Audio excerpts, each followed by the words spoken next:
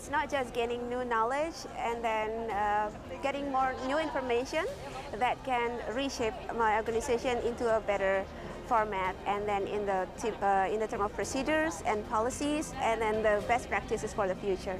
But I think it's just been a time of refreshing, and hearing that we're not alone, that no one is alone in the work, I think really helps everyone to be able to do and to do much more. Together we can do a lot more. I want to learn from other people who working in the same area or anti-human trafficking, and I want to learn from them, and I want to share my experience. I believe that it can bring change to the people in my country and other people, and it impact many lives to support the survivor and the vulnerable people. It's nice to be here, and it's ARIT is such a platform which brought the experts and the practitioners from the region to a single platform where we can learn from each other, learn about the good practices that's working in another part of the region, and we can replicate it the other side of our work, where we work. What are the areas that where we can learn from each other, as long as we have that open mindset, an open mind, and we can continue conversations, and maybe not forcing each other to, you have to follow this because it really worked for us, or just sharing, this worked for us. It may work for you, but may not work for you. What do you think?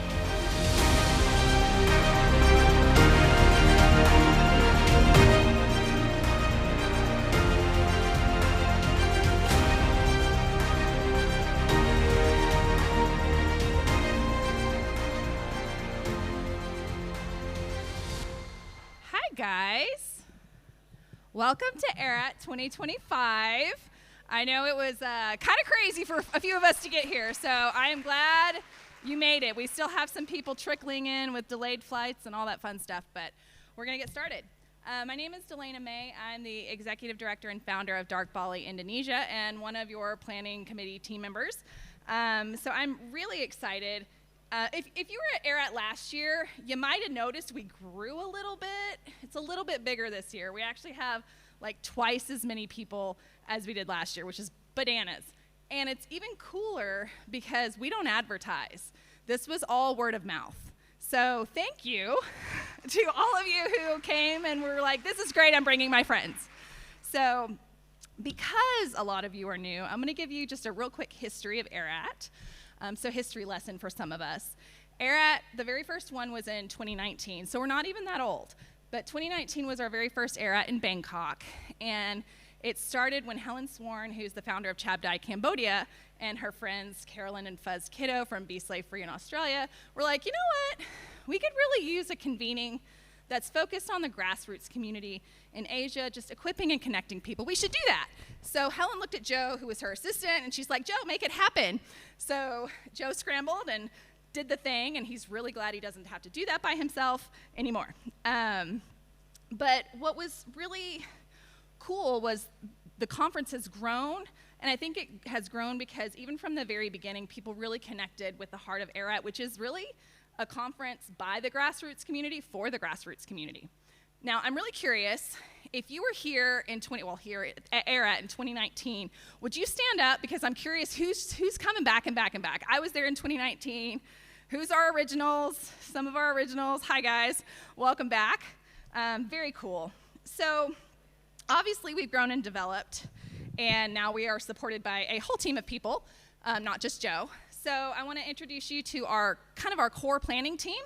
We're a very small but mighty group of 9 people. We start in September and we plan it all year round. It's volunteer and we do it together. So if you are one of the 9, stand up, raise your hand. That's you too, Joe. And Lucy and Chris somewhere. Cool. And not just this core team, we've also had an amazing host team. They have organized everything so beautifully. Rise Foundation, y'all are awesome. If you are one of the team members that happen to be in the room, a lot of them are out there still doing stuff, but if you are serving and have had your hands in this at all locally, thank you. Please stand up just so we can say thank you. Even if you're not here, we're gonna give you a clap. So thank you, Rise. Y'all are amazing. We super appreciate you. And then I also want to say thank you to our donors. We have a couple of donors who have caught the vision of ERAT, and they're like, yes, we need this convening. This is so important for the movement. It's so important for the region. And they have jumped in to help us keep costs low. I know my grocery bill is a lot higher now than it was in 2019. I'm assuming that's everybody, but we've never had to change the costs up. Like, we're keeping our costs the same so that we can all still access this. That's really important to us. And so that is possible because we have donors subsidizing our ticket costs. So thank you to our donors. We love you. We're very grateful to you as well, for sure. So I mentioned that ERAT started as a project of Chabdai and went on for a few years, and then they handed it over to the Global Learning Community. The Global Learning Community was also originally a Chabdai project. And the Global Learning Community is not an organization, it's just a project. But they turned it over to the GLC itself to basically run itself. And we are an organization, not an organization, but a project of 300 members in 60 countries. We have NGO leaders and staff, we have researchers and academics, consultants, freedom business people, and it's really anybody that is involved in anti-trafficking in the world. So our mission is to collaboratively strengthen standards, facilitate connections and learning, implement creative and innovative solutions within the anti-trafficking and modern slavery movement. So you'll find a lot like ERAT, the GLC is very much about community and connections. We really like each other. If you enjoy the vibe here, you should really just join the GLC. It's free, and we hang out and we just do this all year long together. So I want my GLC members to stand up because I know we have some people that came from Mexico to be here. So if you're in the GLC, you're a GLC member, stand up. I know who you are. I will totally pick you out of the crowd. So, hello, friends. Welcome. Very excited to get to hang out in person for a little bit this week. So finally, I want to tell you guys about something very exciting. A couple of years in the making.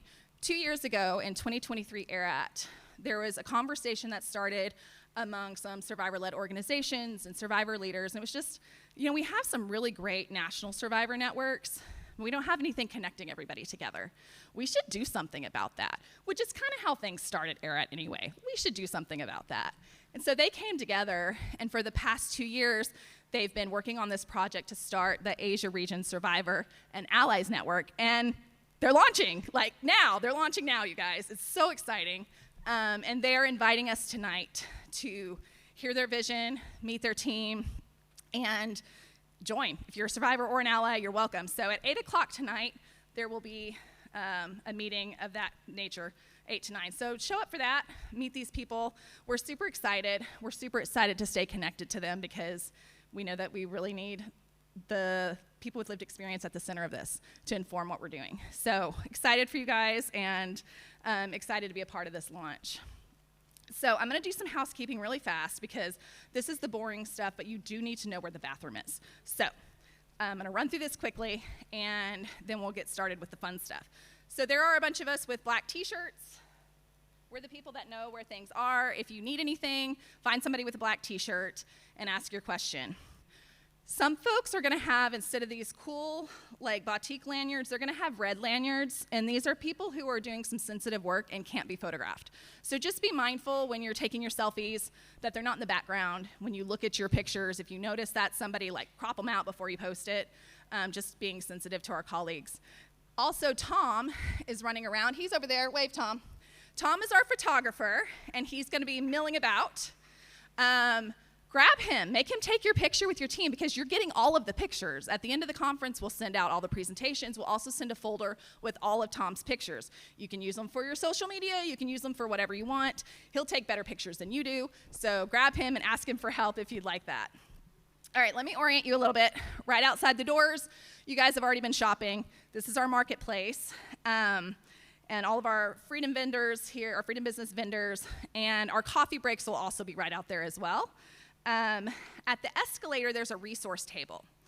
You can drop anything you have. If you've created a toolkit, if you've got some research, you just want people to know about it, you're welcome to put it up on Whova, which is a really good idea because there's 450 people online too. But you can also just drop it at that resource table. There's a QR code for the global learning community. You want to learn more, you want to sign up, go grab that QR code. Let's see, lunch, very important. First floor, we don't even have to leave the building. This whole building is ours for the next 3 days. So lunch is on the first floor. There's also a first aid room kind of in the middle. So if you have a medical need, you can go in there. And then our bathrooms, very end of the building on all 3 floors. There's also elevators that way as well if the escalator gets backed up or you need them. Our breakouts are going to be right underneath this room. They're in a row, 1, 2, 3, 4, 5. Chiang Mai 1 is our refresh room. We've never done this before, but we have a lot of space this year, so we can. And that is if you're just like, I need a minute, I need to be away from people, or that was a really overwhelming session, you can go in there, chill out. There's some art supplies if you just want to like get out of your head for a minute, and we'll have somebody there as well if you just need somebody to talk to. So please use that, take good care of yourselves. There's some really intense topics, we know that. So just take good care of yourself. We all need to do this, take care of one another. Let's see, make sure I have all of this. Okay, speaking of refresh room, so our colleague Age is gonna be doing kind of a closing breathing work session in there. So for people that are like, I need to just like kind of bring my nervous system down a little bit before I go outside, right at the end of the day, all the days, you can go talk to Age, he'll get you set up, and they'll do a few minutes together of like just breathing exercises. We also have yoga in the morning, which is very exciting. Laura is a yoga teacher. It's very fun. So she's going to do yoga and breath work for half an hour, 7 to 7:30. So if that's the way that you like to start your day, also going to be on the second floor and the refresh room or around it if there's a big crowd. Let me see. Headsets. We're going to need those today, probably most of you, unless you speak Thai and Khmer and English. This first session, we'll have somebody speaking Khmer, so you'll need a headset if you don't speak that. When we get to our break time, however, if you are a Thai speaker, you don't need it anymore. You can turn it back in, and our second session will have a Thai speaker, and you'll need translation if you don't speak Thai. Some bad news. We had some trouble with some visas in Bangladesh, so some of our speakers and attendees were not able to make it because they just never got their visas. So we have some hybrid now, surprise. We'll do some videos, and then the distress migration leading to trafficking session is gonna be online. You're welcome to still go to the room, there's just like not gonna be a speaker in there. So if you wanna attend that session and you're here in person, you'll have to do that on Huva in your app.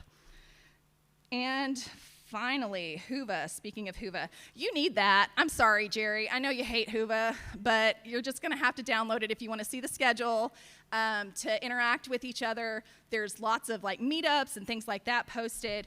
And then our QAs. We really like having some equity with our in-person and online group. So we don't give the microphones out. You have to submit your question to Huva to ask questions, whether it's breakout or plenary. So make sure while you're listening to somebody, if something comes up, send the question. We have a staff member that's gonna look through all the questions, both online and in person, and then feed those to the speakers. And finally, we have this kind of informal rule-ish in ERAT that is, nobody eats dinner alone unless they really want to, and that's okay. So if you're like peopled out and you're like, I'm just gonna eat by myself in my room, like have fun.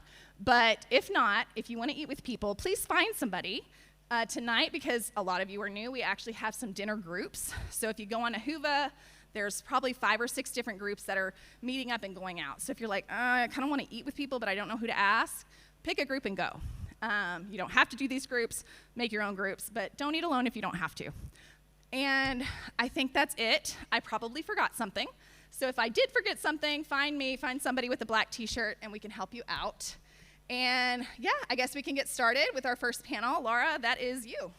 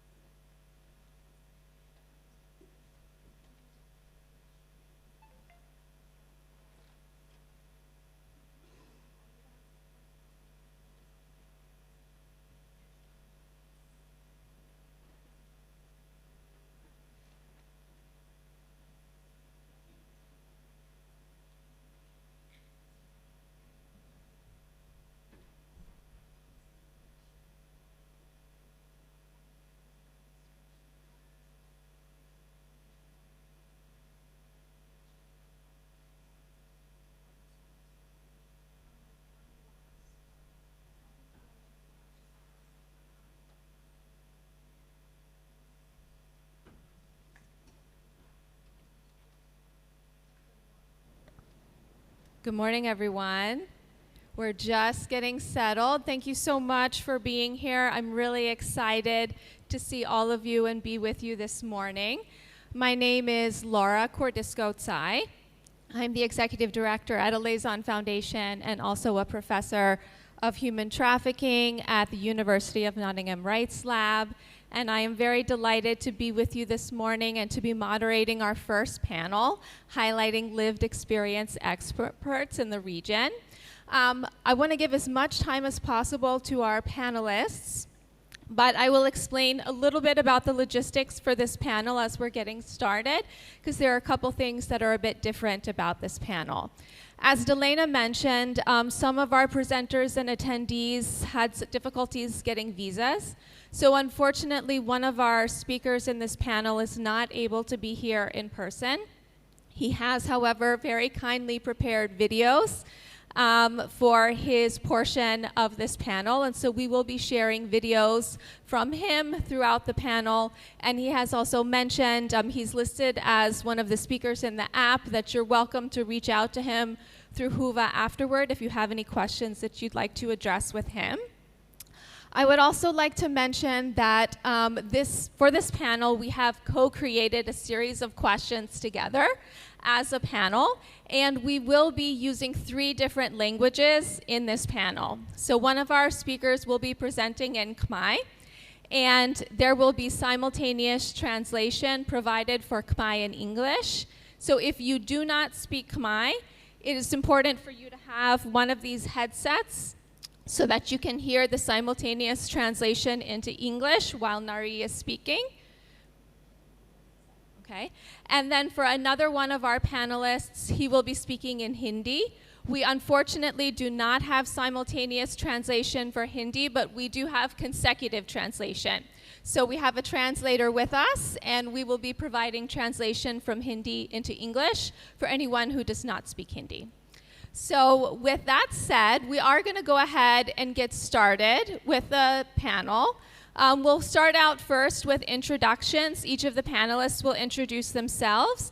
And we're going to start with Salam's introduction over video. If you wouldn't mind, please playing that, Joe. Thank you. Hi everyone, good morning. My name is Abdus Salam. I'm from Bangladesh. I'm a survivor of human trafficking and forced cyber slavery. In 2022, I was trafficked in Cambodia, where I was forced to carry out online scam operations. Since I have rescued, I have committed myself to work in anti-trafficking sector, not as a people, just with lived experience, also as a professionals. So I worked with Humanity Research Consultancy for 2.5 years as a survivor empowerment and communication officer, where I advocates and facilitated the rescue and repatriation of over 50 survivors. Also led the survivor-led initiative there and supported with different research projects. Due to the global fund cut, I had to lose my job, unfortunately, with like many people. And currently, I am serving as an independent consultant. I'm one of the founding member of a small survivor group here in Bangladesh called Joshur Mukti. Mukti means freedom, where some of my survivor colleagues and I are organizing ourselves, and we're trying to promote safe navigation and trying to educate people about the human trafficking to prevent human trafficking around the Bangladesh-India border in Joshur. I'm also one of the founding member of a Forced Scamming Survivor Network in Asia. Our group name is United Resilience Network. We are still in the beginning stage where ICM is currently helping and supporting us to organize ourselves and establish. I'm really honored and excited to be part of this excellent panel today. Thank you. Wonderful. Thank you, Joe. So I think are the issues with the headsets, are they working? Yeah, we need, okay. If you're experiencing any issues with your headset, we are working on it as we speak. You just need to make sure that it's turned on and the volume, the button is on top, that it's turned up. So Nary, can you introduce yourself?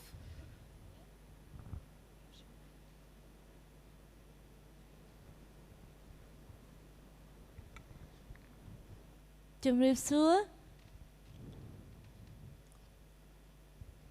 ខ្ញុំឈ្មោះសុកណារីហើយខ្ញុំមកពីប្រទេសកម្ពុជាបច្ចុប្បន្នខ្ញុំមានការរកស៊ីជារបស់ខ្លួនឯងតាមរយៈការរកស៊ីខ្ញុំបានផ្ដល់ឱកាសការងារដល់មនុស្សក្នុងសហគមន៍របស់ខ្ញុំឲ្យពួកគាត់បានមានប្រាក់ចំណូលលើពីហ្នឹងខ្ញុំក៏បានចូលរួមចំណែកជាមួយអង្គការពលរួមអាស៊ីក្នុងការចែករំលែកសាច់រឿងរបស់ខ្ញុំដែលមានឈ្មោះ Free to be me ដើម្បី refund ដើម្បីផ្ដល់ឱកាសឲ្យស្ត្រីវ័យក្មេងផ្សេងទៀតឲ្យគាត់បានមានឱកាសក្នុងការទទួលការព្យាបាលនិងជំនាញវិជ្ជាជីវៈឲ្យពួកគាត់ចូលក្នុងសហគមន៍វិញដោយទំនុកចិត្តនិងសេចក្តីថ្លៃថ្នូរហើយបើសិនជាអ្នកទាំងអស់គ្នាចង់ដឹងអំពីសាច់រឿង Free to be me ឬក៏ចង់យល់ពីខ្ញុំច្បាស់ជាងនឹងថែមទៀតចាប់ពីនឹងអ្នកទាំងអស់គ្នាអាចមកកាន់ខ្ញុំហើយទទួលបានកាតមួយនេះដើម្បីអាចចូលក្នុងការមើលសាច់រឿងដែលមានឈ្មោះ Free to be me បានអរគុណ All right, thank you, Nary.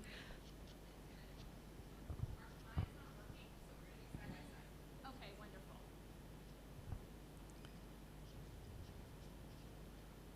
Can we have another chair then for Sotia, who's going to provide consecutive translation, please? Sotia, would you like to sit next to Nary and I?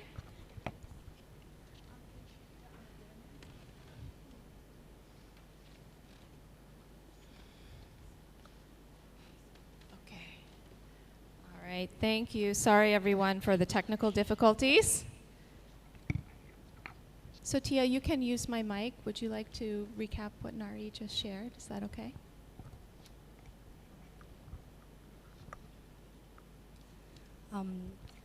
My name is Nary. I'm from Cambodia. I'm starting my business right now. Through my business, I provide employment for my community, provide them with income, and help them to rebuild their lives through my business. And on top of that, I also joined with Bloom Asia to share my story through that have the title Free to be me.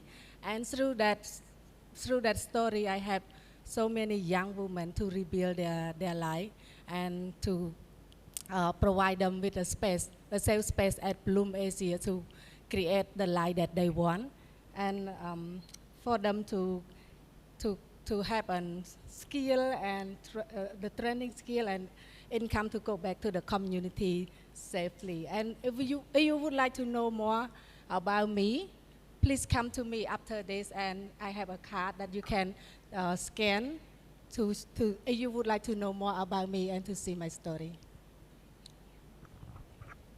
Thank you so much, Sotia and Nary. Kim, would you like to introduce yourself and your experience, please?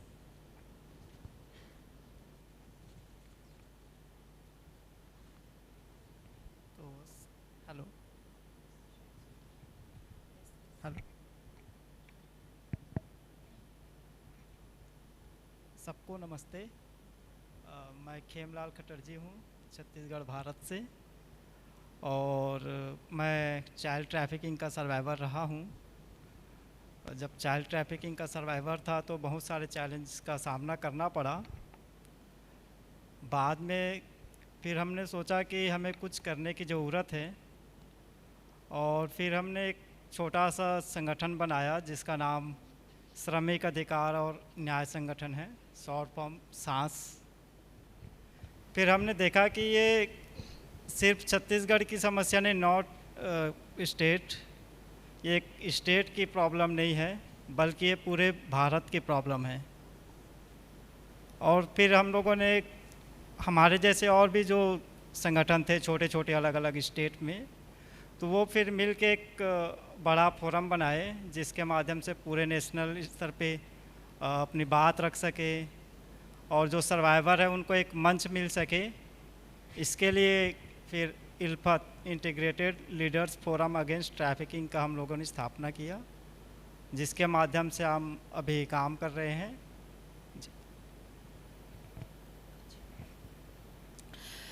I'm Khemlal. I'm from Chhattisgarh, India.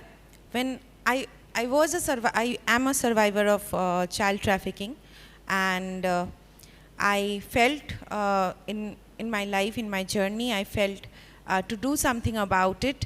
And some of us, some of the survivors of Chhattisgarh came together to build SAS, Shramik Adhikaran Nyay Sangathan. While working with the issue, we felt that it's not a specific issue which is limited to my state. It's a national issue. So we connected with few other organizations over our country, and we built Integrated Leadership Forum Against Trafficking, that is ILFAT. So I'm part of ILFAT. Thank you. Thank you so much, Kim. We'd like to invite Synteche to introduce herself. Atamari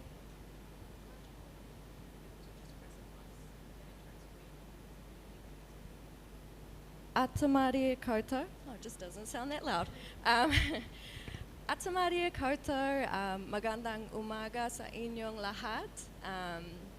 So it's customary where I'm from, well, one of my ancestral homes anyway, is Aotearoa, more commonly known as New Zealand, but I refer to it as Aotearoa because it is a Pacific island nation that was colonized. We are not an extension of Britain, but you will hear more from me at the Pacific breakout session later on. But it's customary to first introduce my tribal connections, so I'll do that now. He uria ho, ngō Ngāti Pikiao, no Tiraroa, me Ngāti Whanaunga. So I come from many tribes, from Aotearoa alone, and I'm also, I serve, well, first I'm a child trafficking survivor in the Philippines, and I also experienced child sexual exploitation in Aotearoa as well. So I have different lenses on the way that I approach this work. I am the founder of the Pacific Survivor Collective, the first regional network of survivors. I also serve as one of the permanent panelists for the Lived Experience panel to the Global Commission on Modern Slavery and Human Trafficking. I'm also a member of the Expert Consultant Network to the US Department of State for their Trafficking Office. And I'm also now a Fulbright Scholar conducting human trafficking research. So I do quite a lot in this field. And I feel I'm now more than my lived experience, which you'll hear more about later. Thank you so much for the opportunity. Wonderful. So thank you very much to all of the panelists for introducing yourselves. You have a diverse set of professional experience and areas of expertise, and we're really excited to talk to you more and hear your feedback throughout our discussion. We'll move on to our first question for discussion amongst the panelists. The first question is, what advice do you have for organizations seeking to promote survivor leadership? What positive impacts can this have? And are there some examples that can show this in action? Joe, if you wouldn't mind playing Salam's video, please. Thank you. If any organization truly wants to promote survivor leadership, the first step is a genuine respect, not just for our stories, but for our insights, skill, and capacity to lead. Survivors are not just storytellers, we are researchers, organizers, advocates, and change makers. So my advice is threefold. First, create safe, inclusive space where survivors are not just invited to sit at the table, but are involved in shaping the agenda and making decisions. It's not enough to be consultant. We need to be part of the leadership and designing of programs, policy, and response. Second, offer capacity building opportunities, but avoid treating survivors as people who need to be fixed before they can contribute. Many of us already developed strong leadership, advocacy, and research skill, often through our experience, lived experience, and informal roles. What we need is recognition, support, and room to grow further. Third, ensure survivors are fairly compensated for their time, expertise, and emotional labors. too often survivors are expected to speak for free or volunteer in the space where others are paid. This undermines survivor leadership and sustainability. Survivors should be treated as equal partners in research, advocacy, policy development, and program implementation. When these steps are taken seriously, the positive impacts are powerful. Survivor-led work tends to be more authentic, more practical, and more connected with the realities on the ground. It builds trust with the vulnerable communities, breaks stigma, and empowers others to speak out and seek help. I have experienced this personally. For example, when I worked with humanity research consultancy, I was given all these three things. As a result, I was able to facilitate the rescue and safe repatriation of over 50 survivors from scamming compounds and trained other survivors and collaborated with law enforcement, NGO, and UN to new policies and advocacy strategies.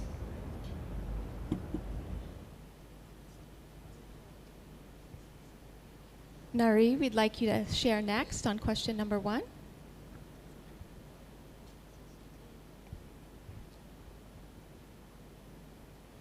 សម្រាប់ខ្ញុំតាមការយកឃើញឬក៏យោបល់របស់ខ្ញុំគឺអង្គការគួរតែបង្កើតបរិយាកាសដែលមានសុវត្ថិភាពដើម្បីឲ្យពួកគាត់បានទទួលបាននៅទំនុកចិត្តឲ្យពួកគាត់បានទទួលបានការជាសះស្បើយពីការប៉ះទង្គិចពីដត្តការរបស់គាត់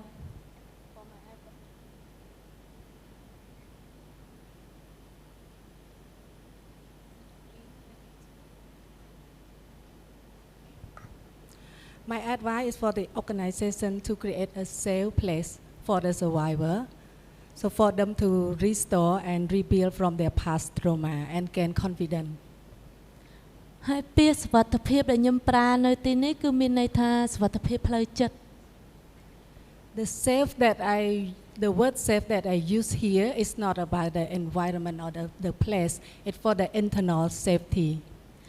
គឺដើម្បីឲ្យពួកគាត់ទទួលបាននៅអារម្មណ៍ឲ្យតម្លៃឲ្យពួកគាត់បានទទួលបានអារម្មណ៍ការប្រព្រឹត្តស្មារភាពគ្នា So for the safety, for the internal safety that I mean here also related to the equal and the way that we treat each other with respect. ហើយឧទាហរណ៍តាមរយៈអ្វីដែលខ្ញុំទទួលបាននៅព្រលូមដូចជាការឲ្យតម្លៃការជឿទុកចិត្តដូច្នេះហើយធ្វើឲ្យខ្ញុំមានអារម្មណ៍ថាខ្ញុំអត់ទូទាបហើយឲ្យខ្ញុំបានមានសេចក្តីក្លាហានក្នុងការចូលរួមសកម្មភាពផ្សេងៗឲ្យខ្ញុំមានទំនុកចិត្តក្នុងការទៅរៀនអ្វីដែលថ្មីដែលអាចធ្វើឲ្យខ្ញុំជាខ្ញុំដល់សប្តាហ៍ថ្ងៃនេះ The experience that I get from Bloom, they treat me with equal and respect. They believe in me, and through that, it's gained me confidence that I believe in myself and become the leadership as who I am today. Thank you very much, Nary. Khem, we'd like to ask you to speak next.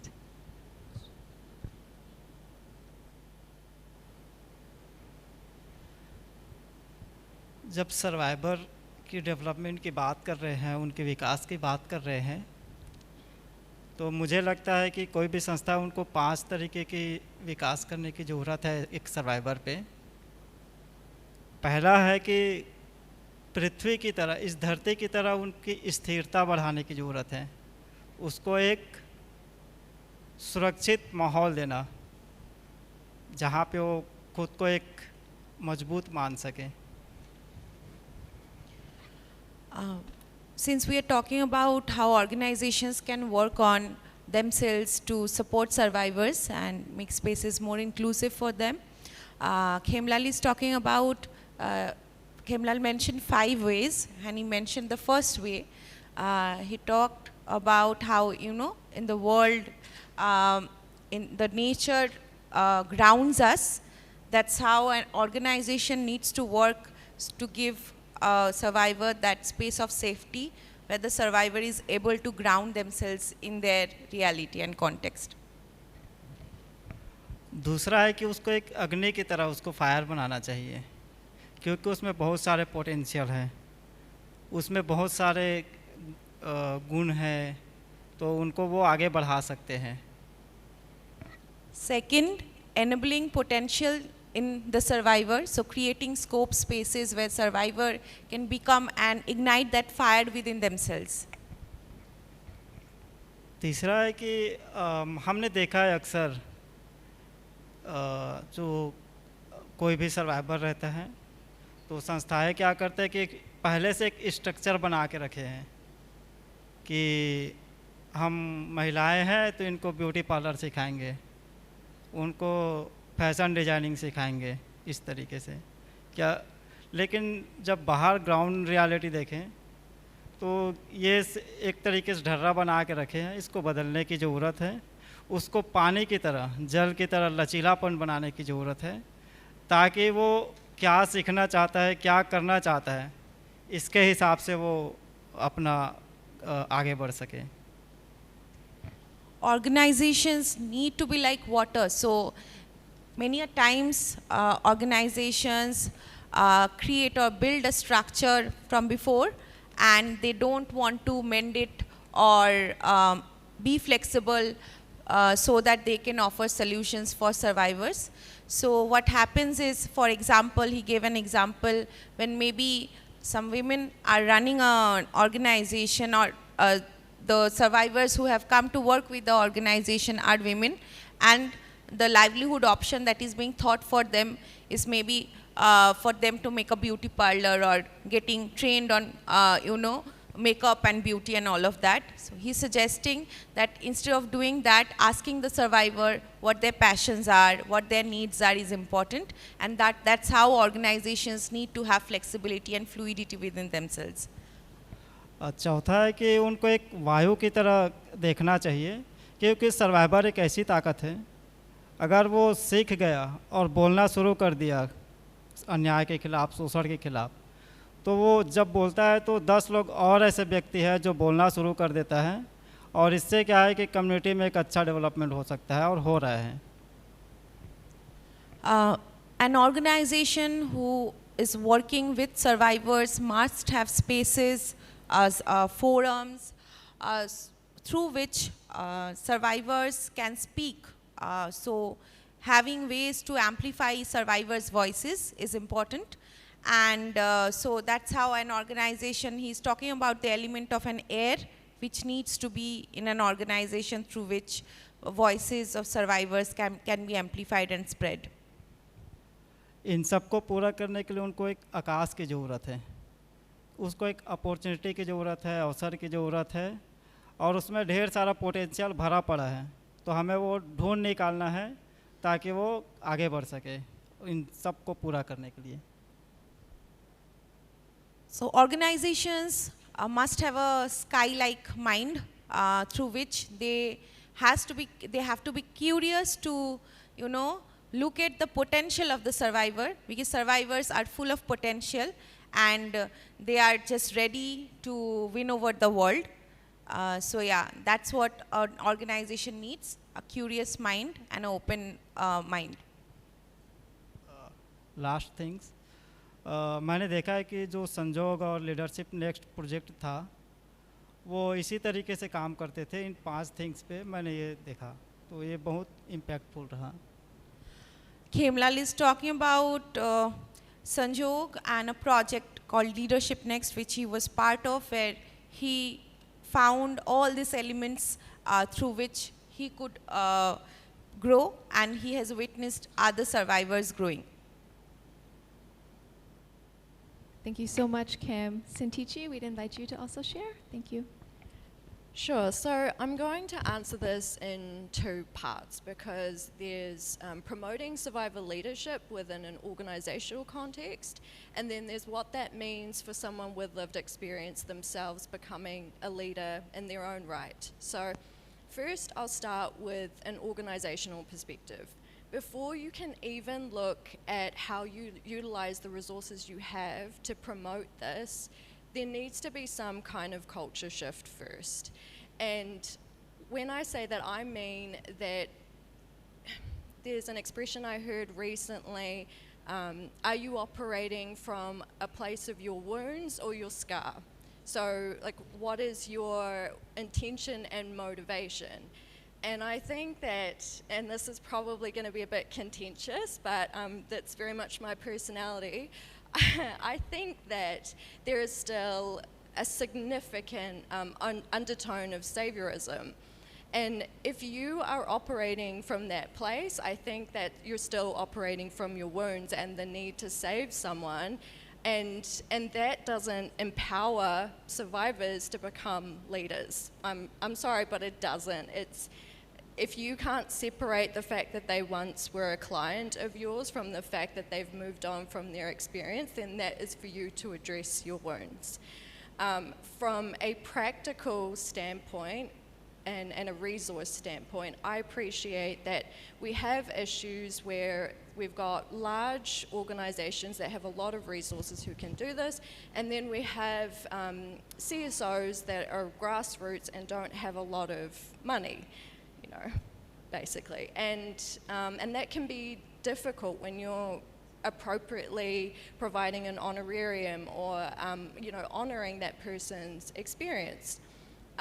However, my colleagues and friends who founded the Collective Threads initiative, they created, and I was able to contribute a small amount to that project, they created the Meaningful Engagement Toolkit, and that's now scalable. So it starts with you know, small things you can do with little resources through to if you have a lot of funding to be able to implement something on a larger scale. So I highly recommend that toolkit, that toolbox, sorry, and come find me if you need help accessing it.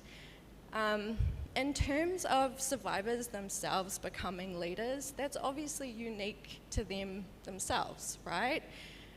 However, it still stands that I think it's, what are your motivations still? Are you operating from your wounds or your scar?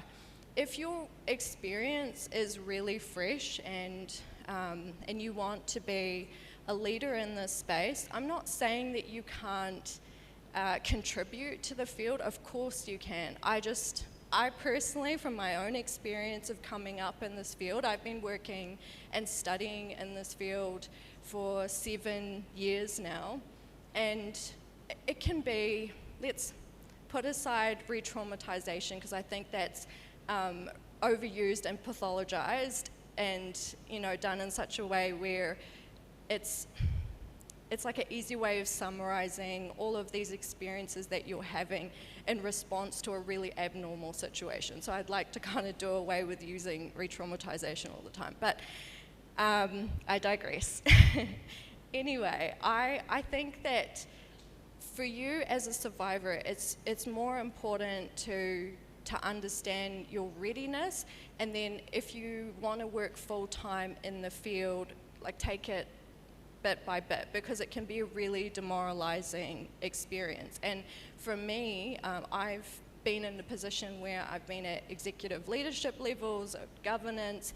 I now obviously serve at the Global Commission, and politically that is a really interesting space to be in. And as a survivor, I feel it's important that you develop a different kind of resilience for it. So the resilience you formed from what you've been through is not necessarily the resilience you need to be in the sector as a survivor and to rise and to work on that upward mobility of becoming, like, head of an organization. So yeah, I have more, but come find me later.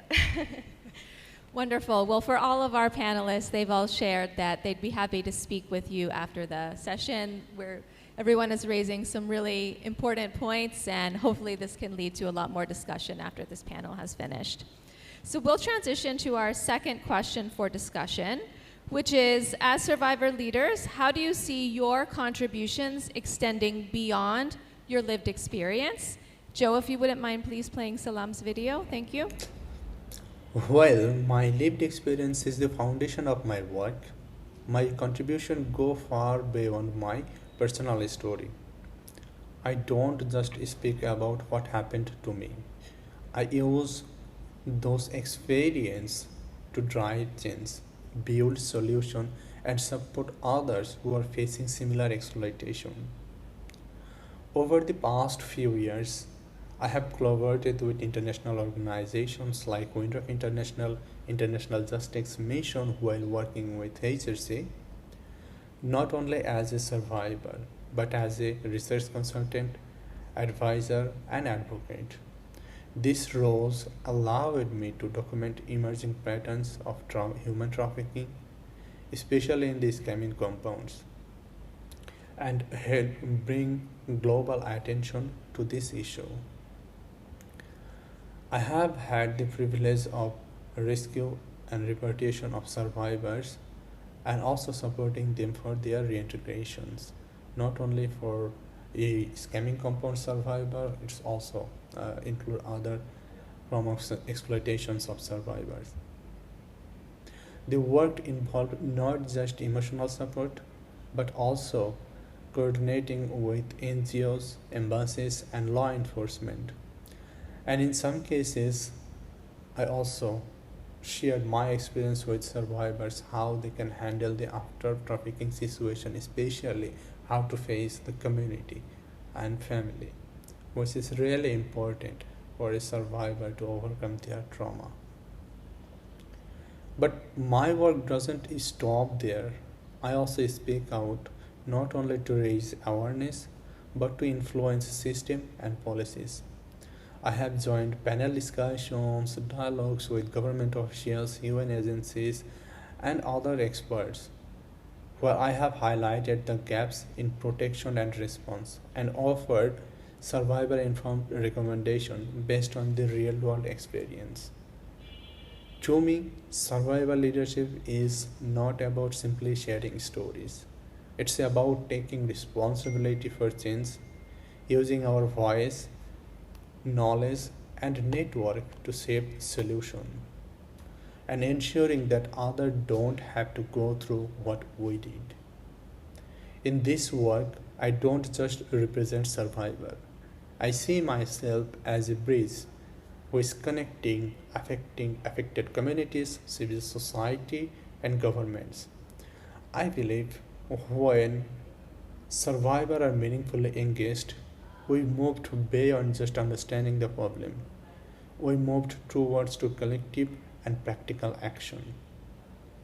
That's the kind of leadership I strive to bring, informed by experience, strengthened by collaborations, and focused on creating lasting impact. Thank you, Joe. Nary, would you like to speak next?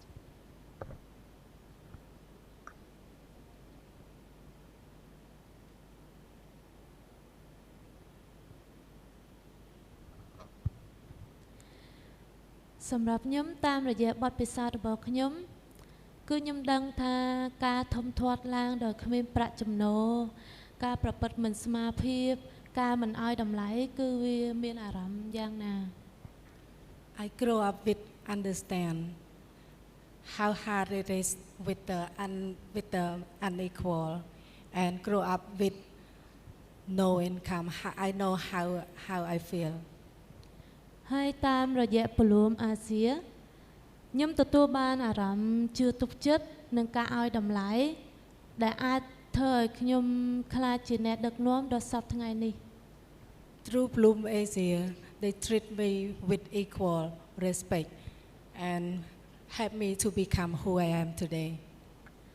ហើយការនឹងហើយដែលជួយឲ្យខ្ញុំចេះទៅជឿទុកចិត្តដល់អ្នកដទៃផ្សេងទៀតឲ្យខ្ញុំបានមានឱកាសផ្ដល់ឲ្យគាត់បានមានឱកាសក្នុងការផ្លាស់ប្ដូរ Through the experience that I have, it's also helped me to believe in other people and give them a chance. ដល់តាមរយៈការរកស៊ីរបស់ខ្ញុំបានផ្ដល់ឱកាសការងារដែលមានប្រាក់ចំណូលដែលអាចជួយការពារសហគមន៍របស់ខ្ញុំពីការកេងប្រវ័ញ្ច និងពីហានិភ័យនៃការជួញដូរ So through experience that I have, I really understand how it feels. So that is why when I have create my own business, I have to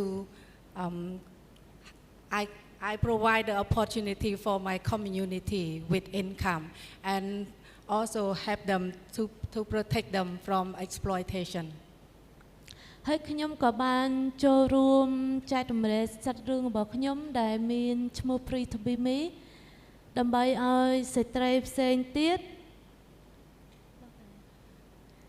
ឲ្យគាត់បានស្វែងរកនៅសេចក្តីក្លាហានទំនុកចិត្តនិងសេរីភាពដែលខ្ញុំទទួលបាន Beyond that, I also share my story to help provide other safe space for other young women.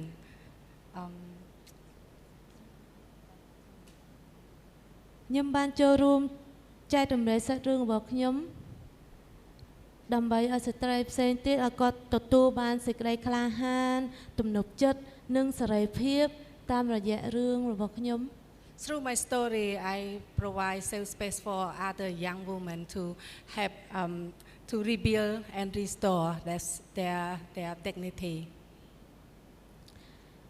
ដោយសារខ្ញុំធ្លាប់ជាជនរងគ្រោះហើយឥឡូវខ្ញុំក៏ខ្លាចជាអ្នកដឹកនាំហើយខ្ញុំចង់បង្ហាញស្ត្រីផ្សេងទៀតតាមរយៈសាច់រឿងរបស់ខ្ញុំថាខ្ញុំអាចធ្វើបានពួកគាត់ក៏អាចធ្វើបានដូចគ្នា As a survivor leader, I experience through hardship, and I want not just to live a good life, but I want to use my life to show others that they can do it. If I can do it, they can do it too. Thank you, Nary. We'd like to invite Cam to speak.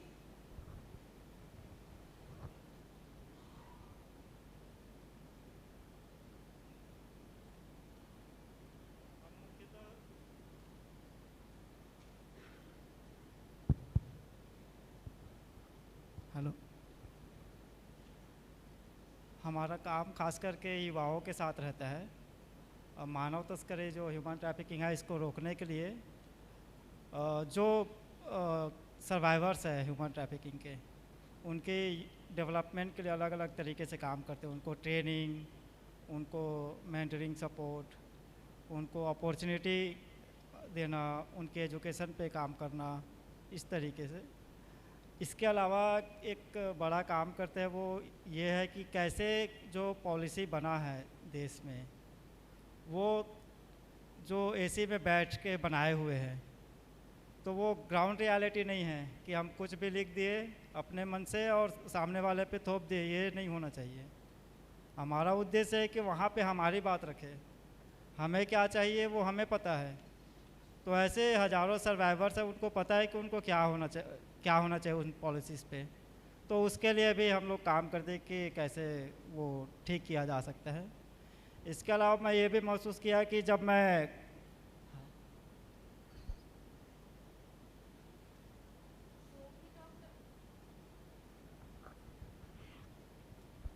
talked about the work that he is doing in his context. He talked about training youths and making them aware about the situation which is happening, making them aware about human trafficking, how to prevent it, exploring ways with them. He also talked about an important thing that he is working on and he feels survivors must participate and contribute in this area, which is influencing policy and shaping policies. He feels that many of the times policies are written in AC rooms. People who write them are isolated and not very aware about what is going on in the ground, what is the reality, and they don't ask survivors what they need. They just decide what is needed for them. So he feels that survivors must contribute in this field, in the field of shaping policies. Human trafficking को समझने के लिए जब हम लोग research करना शुरू किए कि वास्तविक में ग्राउंड रियलिटी क्या है ताकि उसका डाटा का यूज कर सके तो पहले जो रिसर्च होता था वो किस तरीके से होता था कि मैं एक रिसर्चर हूँ और मुझे ये चीज़ें जानना है, और उस हिसाब से मैं प्रश्न बनाता था। एक रिसर्चर प्रश्न बनाता है, लेकिन क्या वो सही है? नहीं। एक्चुअली में सामने वालों को किस तरीके से जवाब देना है या फिर उनको क्या चाहिए, उस हिसाब से प्रश्न बनना चाहिए। तो जब हम लोगों ने रिसर्च शुरू किया, 2-3 रिसर्च किए, तो हम सर्वाइवर के हिसाब से प्रश्न तैयार करते थे कि इनको किस तरीके से ट्रीट किया जाए, कैसे बात करना चाहिए, किस तरीके से प्रश्न होना चाहिए। इस तरीके से उनको तैयार करना बहुत ज़रूरी है, और ये हम लोग कर रहे हैं। Another thing what he's doing is working as a researcher, and he shared some insights. So he's saying that when he first started working as a researcher to know more about human trafficking, how it is impacting the people in the community, he felt that at first he wanted to, he shaped questions, he developed questions, research questions based on what he wanted to know. Later he realized that questions needs to be shaped keeping in mind how can a researcher enable the research participants, responders to answer better. How can they think about tools and mechanisms through which the research respondents can participate in the process and share more about how the issue is impacting them. Thank you, Kim. We'd invite Synteche. Okay, well, I've already said that I'm more than my lived experience. You know, I was trafficked a very long time ago, and I lived a life after that. You know, for a time, for 7 years, I served in government. I worked for police. I also was a direct advisor to 2 of our chief children's commissioners in Aotearoa.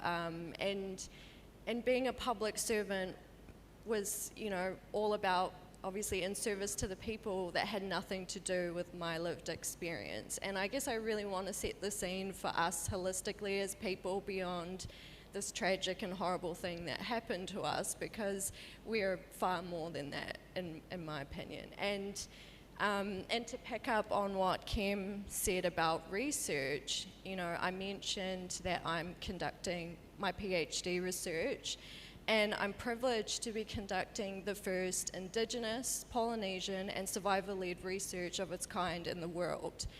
And I think it's incredibly important that we stand in that and have the opportunity to be lead researchers ourselves. Not research assistants, not participants. We change the academy, we change the westernized construct that is monocultural and tries to fit other methodologies within it. And so the undertaking that I have chosen is probably one of the hardest things I'll ever have to do, because to conduct this kind of research, to conduct Indigenous, authentically, culturally grounded research means that I have to do it entirely through an Indigenous lens. That means I have to re-indigenize myself, relearn my language, my customs, everything that I lost because of colonization.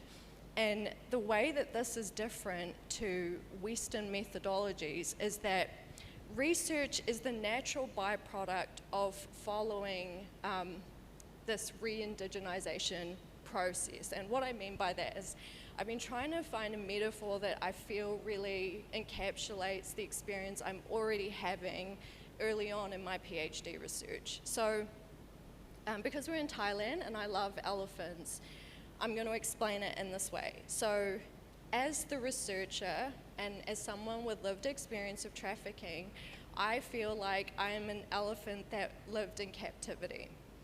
And my process is that I have to learn what it means to be in the wild again. I need to learn my true nature.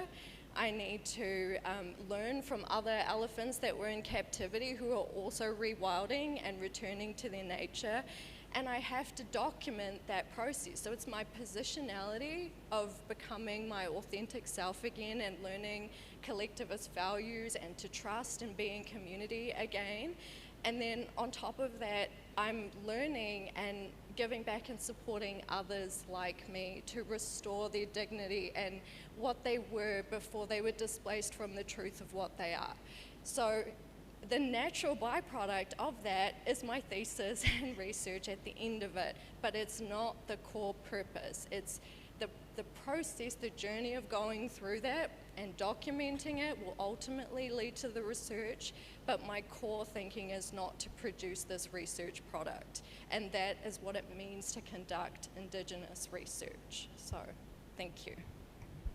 All right, thank you, Synteche, and all of our panelists.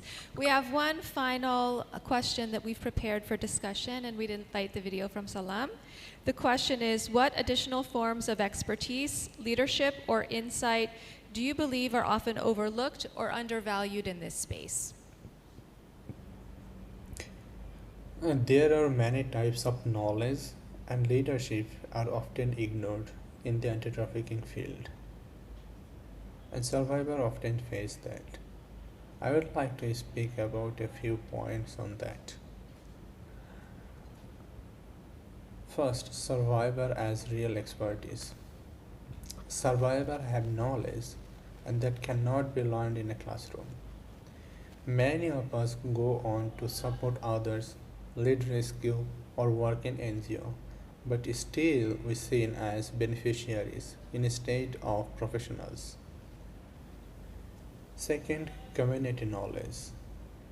People from local community, even without formal education, often better understand how trafficker works, how people are recruited, and what local solution might be help. But unfortunately, their voice are often left out of decision making. Survivors in helping roles. Survivors often take on roles as peer mentor, interpreters, or caseworkers, helping others in powerful ways, but this work is rarely seen as leadership. Digital and cybercrime world.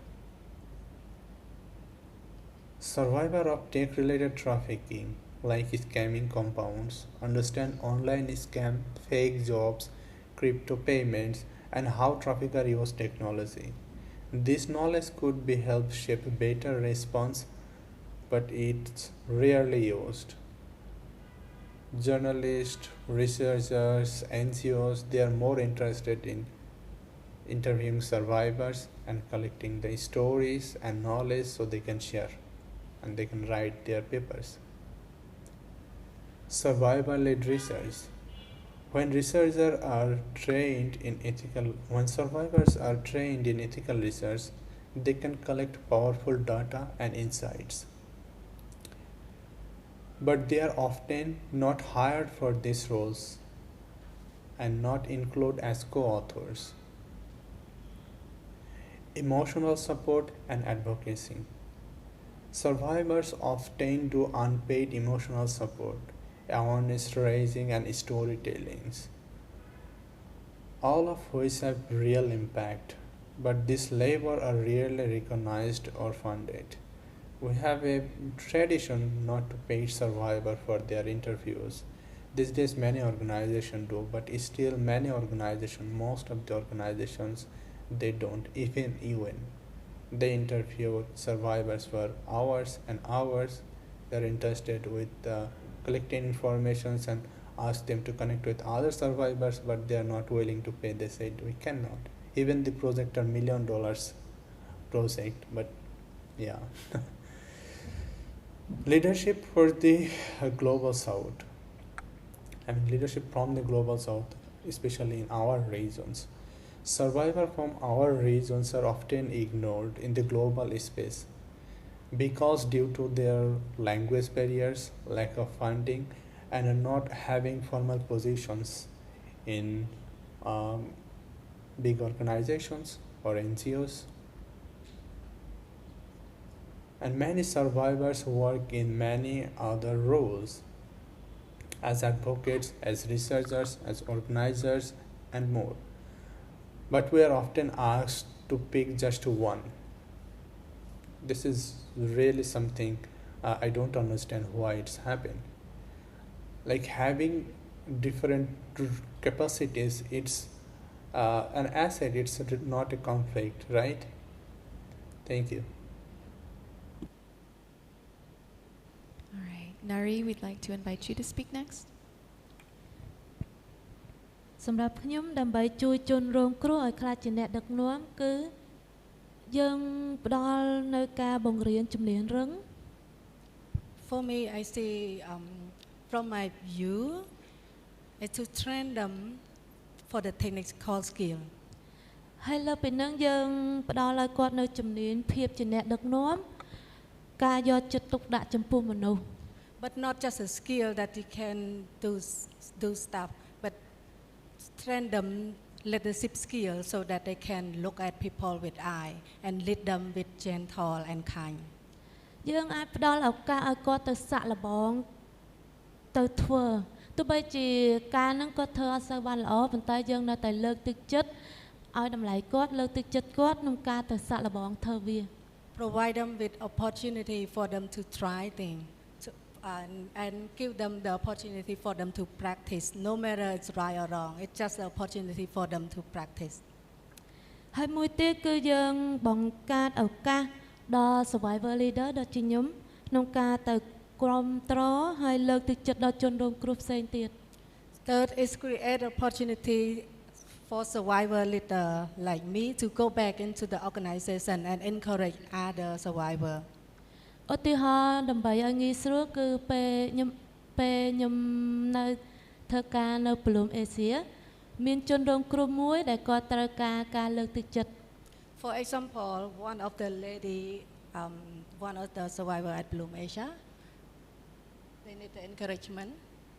ហើយពេលហ្នឹងអ្នកដឹកនាំគាត់ក៏បានទៅជួបមួយជនរងគ្រោះហើយគាត់បានលើកទឹកចិត្តជនរងគ្រោះហ្នឹងប៉ុន្តែអ្វីដែលជនរងគ្រោះនឹងឆ្លើយតបទៅអ្នកដឹកនាំវិញថាណាបងឯងមិនធ្លាប់ឆ្លងកាត់បញ្ហាហ្នឹងបងឯងនឹងមិនយល់ពីអារម្មណ៍ហ្នឹងទេ The experience that I can share is different from the other experience that the leadership in the organization cannot share. So they get through the experience that I have, it's really the potential that it can see the possible future for them.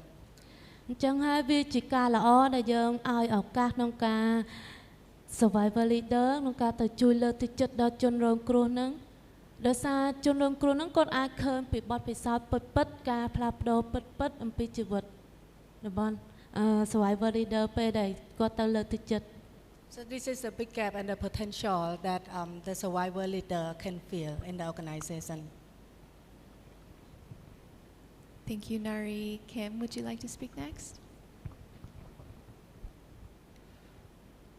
Survivors को सबसे ज़्यादा अवसर की ज़रूरत है उनके जो potential है जैसे कि नरी जी ने भी कहा कि वो पहचानने की ज़रूरत है और उसका सही तरीके से उसको एक सम्मान मिलना चाहिए उसका एग्जाम्पल के लिए बहुत सारे ऐसे सर्वाइवर्स हैं जो पढ़ लिख के ये सोचते हैं कि पढ़ लिख के थोड़ा आगे बढ़ जाएंगे किंतु जब अवसर की बात आता है तो उनको इग्नोर कर दिया जाता है एग्जाम्पल के लिए यहाँ पे स्क्रीन पे दिखा रहा है कि लाइब्रेरी एक्सपीरियंस एक्सपर्ट के रूप में यहाँ पे हम लोग बात कर रहे हैं तो ये अच्छा अपॉर्चुनिटी है कि आज हमें एक अपॉर्चुनिटी मिला तो आज हम आप सबको ये बात रख के बता पा रहे हैं तो ठीक ऐसे ही अगर कोई संस्था काम कर रहा है इस क्षेत्र में चाहे कोई भी क्षेत्र हो वहाँ पे अगर सामने वाले व्यक्ति का पोटेंशियल है और उनके पास वो क्षमता है तो वहाँ पे उनको मौका देना चाहिए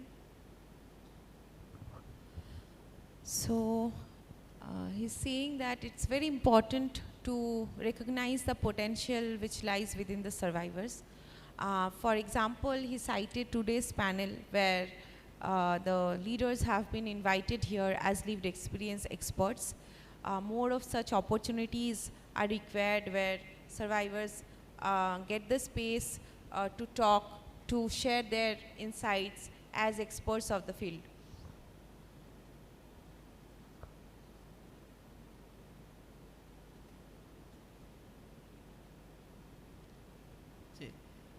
तो इसका एक मुख्य कारण ये भी रहा है कि हमने देखा है कि ये मैंने अभी हाल ही में महसूस किया है कि एक जगह मैं जॉब के लिए इंटरव्यू के लिए जा रहा था तो वहाँ पे मुझे सिर्फ इसलिए मना कर दिया क्योंकि मुझे इंग्लिश नहीं आता तो ये एक बड़ा गैप लगा कि एक भाषा के कारण सिर्फ लोगों को अवसर नहीं देना है तो बड़ा दुर्भाग्य है, क्योंकि आपको काम चाहिए या फिर भाषा चाहिए। तो अगर आपको काम चाहिए अच्छा से तो आपको भाषा को इग्नोर करना पड़ेगा। तो भाषा का समाधान तो हो सकता है कि कोई ट्रांसलेटर हो या फिर टेक्नोलॉजी का यूज कर सकते हैं। तो ये बहुत सारे ऐसे हैं जिसको इग्नोर किया जाता है और जिसके कारण उनको अवसर की कमी हो जाता है। He's talking about the need to, how can organizations identify potential in survivors. One of the important ways is to understand how, the cultural context in which survivors are working and the kind of expertise they're gathering. So he's saying that recently he was rejected in a job interview because he doesn't know he doesn't know to speak in English.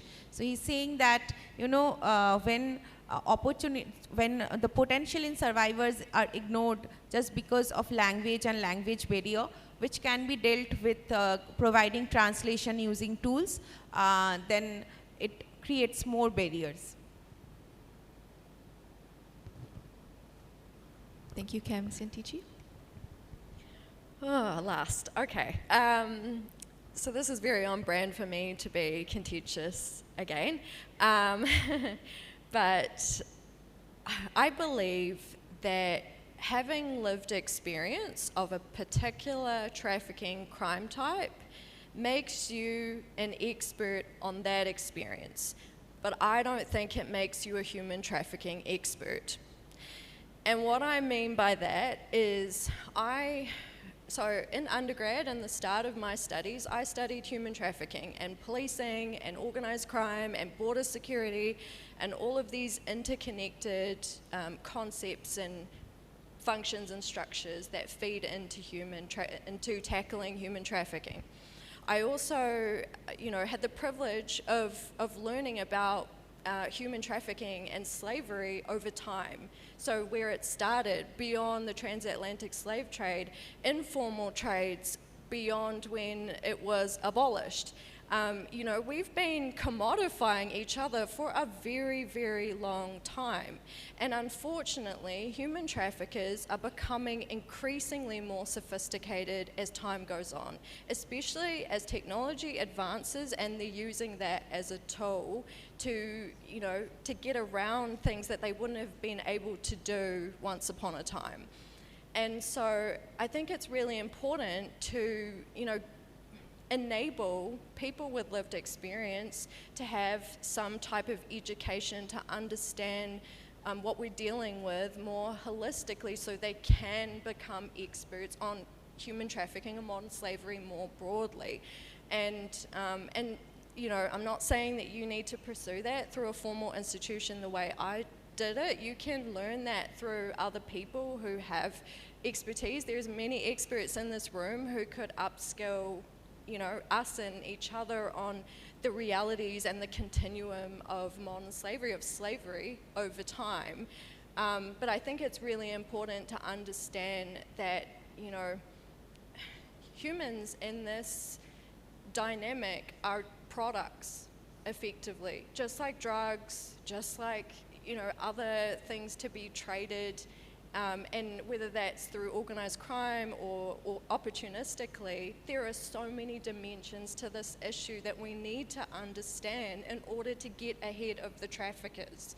So if you want to help us, in my opinion, as survivors of these crimes, of particular types of trafficking, help us understand the different dimensions, because I didn't know about scamming compounds, about other types that were emerging. It was really prevalent to experience child trafficking when I was trafficked.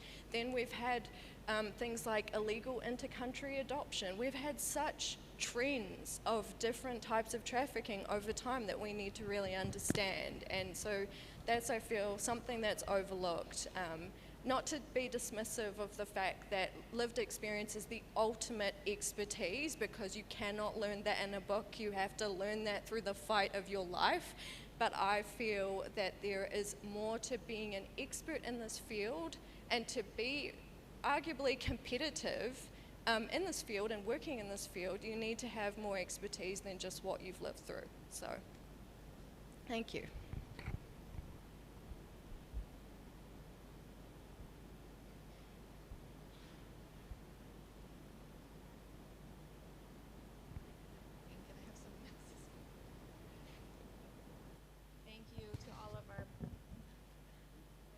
Thank you to all of our panelists for sharing your insights and your professional expertise.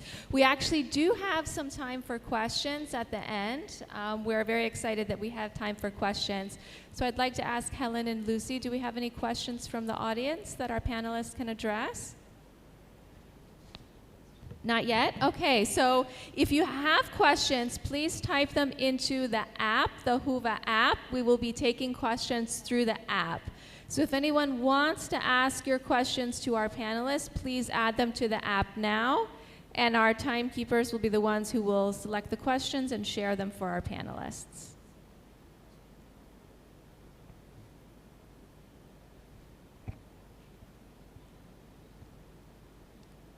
I had seen some hands in the audience, so I believe there may be questions. We may just be waiting for them to come in.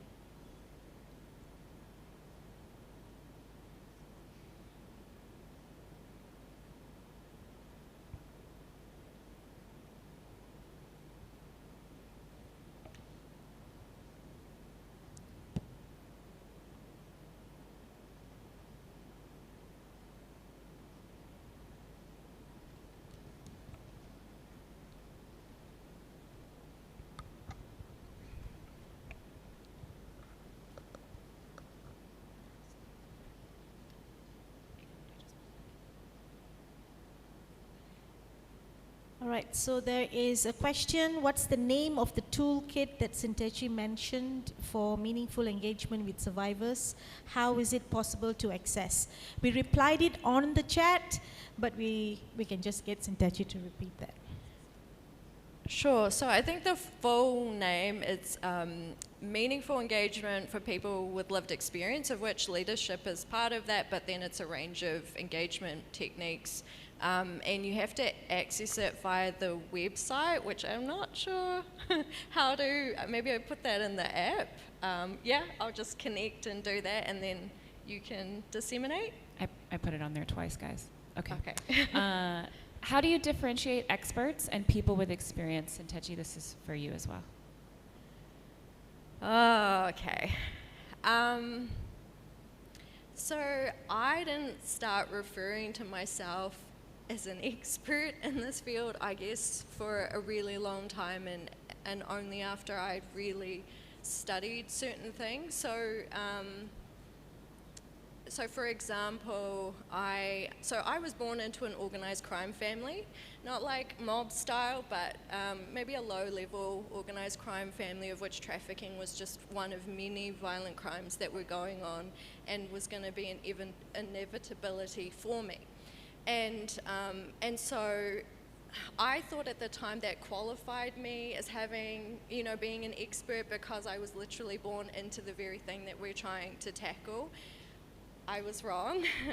I was very humbled. I had police officers as my lecturers in undergrad who taught me about, all of the issues with responding to it, like all of the underground nuanced things that happen. And even now, I say expert almost like it's a title just for the, for a panel or to show that I should be here, but even I feel uncomfortable with that because I'm still always learning. We always have to keep learning, right, because they keep progressing and advancing. So I'm not sure that I'll ever really stand in my truth and say it with my whole chest that I'm an expert, but I feel like once you've amassed a broad range of experience, where lived experience is part of that, if you're in that situation, including technical expertise, legal experience, social work, healthcare, if you have a broad range of experience, I feel then you could call yourself an expert, but yeah, I think we're always learning. Thanks so much. Next question for anyone is, what is the most common barrier that you've faced collaborating with organizations as a survivor?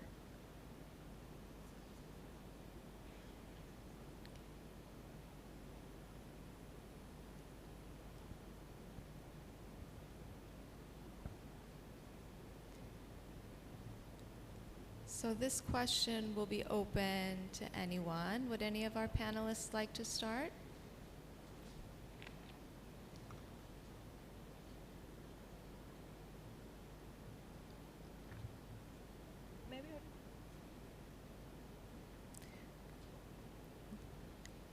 Nary, Kim? Okay.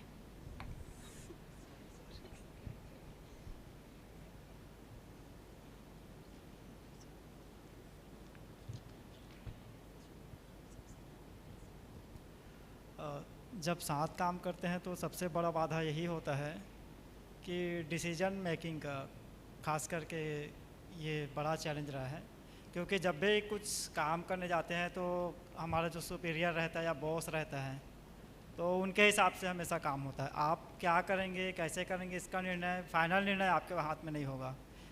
तो ये कई example भी हैं। तो ये example के लिए जब मैं 5 साल पहले जब मैं काम कर रहा था तो एक सर्वाइवर था जिसको रेस्क्यू करा के वापस लाए थे। तो उनको क्या है कि उनको घर में छोड़ना था ताकि वो अच्छे से जीवन जी सकें, लेकिन क्या उसका तबीयत ख़राब है, उसका हेल्थ इशू चल रहा है, वो उनका रेस्क्यू करा के लाए हैं और बहुत सारे चैलेंज हैं। और उनको क्या किया कि संस्था के जो सुपीरियर है वो क्या बोले कि नहीं, इसको डिस्ट्रिक्ट कलेक्टर के पास ले जाइए, वहाँ पे इनको अभी गवर्नमेंट का जो भी स्कीम है उसका लाभ दिलाना है। इस समय उसको घर पे रहना ज़्यादा ज़रूरी है और उसकी हेल्थ ज़्यादा ज़रूरी है, ना कि वो गवर्नमेंट स्कीम। तो गवर्नमेंट स्कीम यहाँ पहले ज़रूरत है, ना कि उस कलेक्टर ऑफिस में। इस तरीके से वो मैं महसूस किया और ये बड़ा डिसीजन मेकिंग का गैप था। He's talking about, most of the time he has faced barriers is when he has seen organizations are trying to engage with survivors to make decisions, and mostly the decisions about their own lives. So he shared a story when he was working almost 5 years ago in an organization where the organization just had rescued a survivor, and the survivor was going through a struggling phase. They were not feeling well and they wanted to go home to reunite with their family. But the organization had thought it would be best for him to go to the district collector and to connect him with a particular government scheme. Khemlal is saying that he feels government schemes must reflect this situation and the wish and need and the decision of survivors, where do they want to go, how do they want to reunite with their family, and how they want to access services and facilities from governments.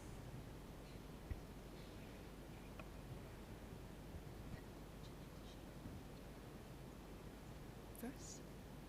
Okay, would you like to share, Synteche? You don't have. Just really brief. Okay. So something I found with the upward mobility is that people in the sector didn't want to cede power to survivors. And I noticed that as I was trying to become a director of an NGO, of a CSO, where even though I felt I was uniquely qualified because I also had governance experience and I got mentored to become an executive leader as well, that when it came down to it affecting someone else's livelihood or standing, they didn't want to cede power to a survivor. So I found that really challenging, and that's ultimately why I founded a charity, because I didn't want to be competing with others who ultimately were earning their living off the backs of the horrible things that we've experienced. So, just saying.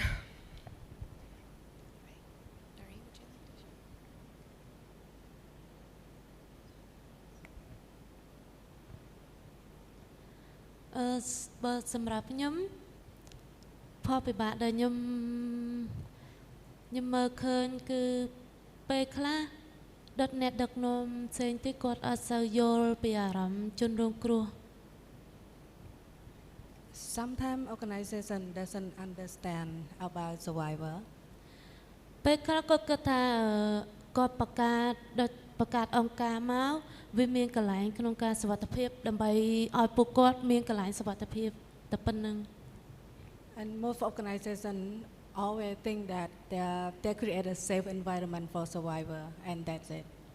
ហើយឲ្យពួកគាត់មានឱកាសក្នុងការទៅរៀនផ្ដល់នេះផ្ដល់នោះប៉ុន្តែពួកគាត់អត់ទៅស្វែងយល់ពីតើជនរងគ្រោះហ្នឹងគាត់ត្រូវការអ្វីពិតប្រាកដសំខាន់លើផ្លូវចិត្តគាត់ But the most important is the internal safety that we sometimes miss it. ពេលដែលផ្លូវចិត្តគាត់មានការស្រុកស្រួលគឺការផ្លាស់ប្ដូរនៅខាងក្រៅគាត់ក៏តាមនឹងដែរ When they feel safe internally, they will change their behavior. Thank you to each of the panelists. I think we have time for one more question, if there is another one. Yeah. Do you think survivor-led research needs to shift away from current academic methodologies? In other words, do we need survivor-led research design because the academic framework is not always inclusive or accessible? Maybe can I trouble you to repeat it one more time just to make sure we have time? Do you think survivor-led research needs to shift away from current academic methodologies? In other words, do we also need survivor-led research design because the academic framework is not always inclusive or accessible?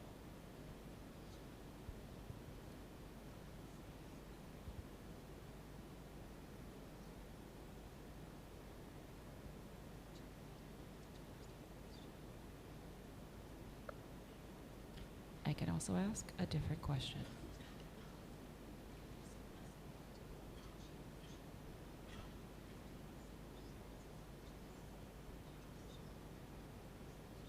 While my colleagues do their thing and figure out how to answer that question, I've obviously already said that the academy needs to change.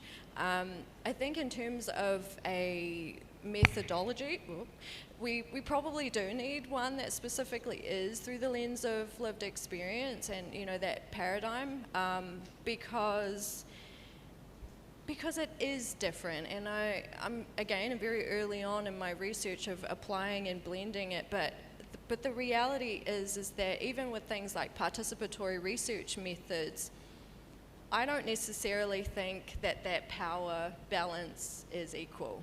And I think that becomes problematic because there isn't really that reciprocity that people claim you're going to get from that research process, in my opinion, other than some type of compensation or honorarium, and an iterative process of going back and forth and making sure that how you're represented is authentic. But I think that we probably do need to develop a framework collectively that is more appropriate for that type of research, with a range of survivors. And I'm attempting to do that through an Indigenous lens, which I know will be different for other cultural contexts. Do any of our other panelists want to share? If not, that's also okay.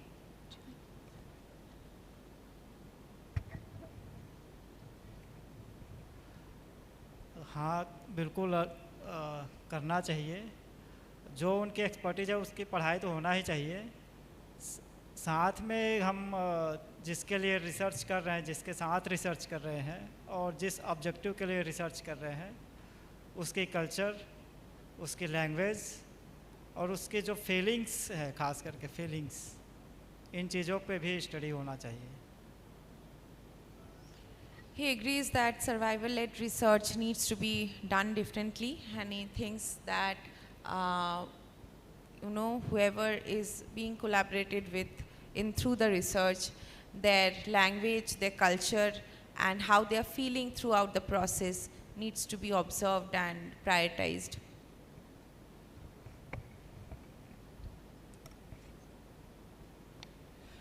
Well, we have unfortunately run out of time, but this has been a very rich and important conversation. Let's please thank our panelists for their contributions. And to all of our panelists for sharing their expertise, and also to our translators as well. Thank you to Sotia and Sampriti as well. Thank you.